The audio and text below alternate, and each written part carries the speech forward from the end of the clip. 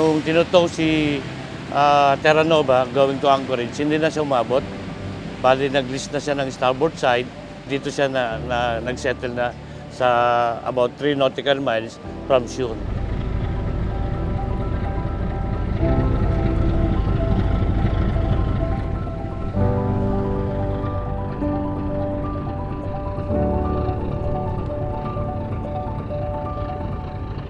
Yung to control the leak, nung nanggagaling sa PB, yung pressure valve, una-una very dangerous talaga siya. Yung langis kasi very hazardous.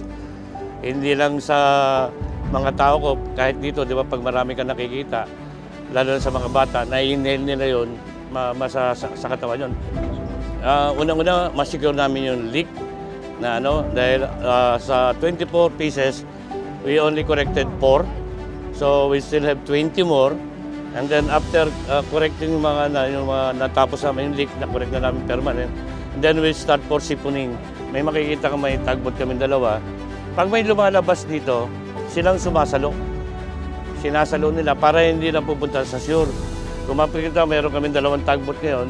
Yung tinatawag namin booming. Silang sumasalo ngayon. Pag may lumalabas dito, sasaluin nila. At meron din kami isang tag naka-standby, isa namin nag-apply ng dispenser para lahat ng kayang tunawin. Tapos meron kami isang tagbot naman kumonekta yung skinner namin. So kahit may lumabas dyan, prepared kami na saluin ng tag namin. Tapos may skim namin siya.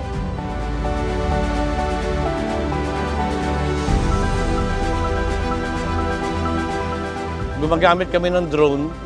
So tinitingnan namin sa drone every 2 hours or 1.5 hours. Saan ang direksyon? Tapos tatawagan namin yung tagbot, lipat kayo, doon kayo sasalo. At kung mapapansin mo, iba-iba yung position nila kasi pabago-bago ang current direction. So kailangan i-guide namin lagi sila saan ka pupunta. Otherwise, kasi by looking only on your own eyes, hindi mo ma-detect pala yung nakikita mo, meron pa palang mas makapal doon sa kabila. By using only eyes, ang makikita mo lang yung pinaka-scene, pero hindi mo alam pala, doon sa isa, mga 10 o 15 meters sa'yo, mas makapal pala yun nandun. Kaya ang ginagawa namin yung drone para ma-detect namin yung direction ng mga oil. Hanggang alas 8, alas 10 ng gabi, para lang ma-solve namin yung leak. With the new technology, malaking advantage para sa amin talaga. Mas napapabilis, yung target namin, mas nakukuha namin 100%. Hindi katulad pag wala kang drone, medyo tsambahan lang minsan. Nandun yung nakita mo yung scene, pupunta ka, pero yung scene pa lang mas makapal nandito sa kabila. Yes.